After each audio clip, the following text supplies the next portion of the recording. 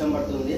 కొద్దిగా పెరుగు, రుచికి తగ్గట్టు ఉప్పు అన్నీ వేసుకొని ఇలా బాగా మిక్సింగ్ చేసుకొని ఆల్రెడీ ఒక వాయి వేసింది బేకింగ్ సోడా వేసుకొని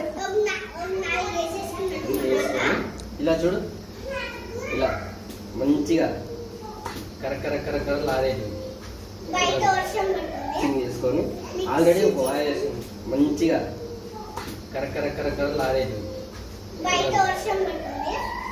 ఇలా కరకర లారేది తింటే ఏం టేస్ట్ ఉన్నాయండి, సూపర్ ఉన్నాయి.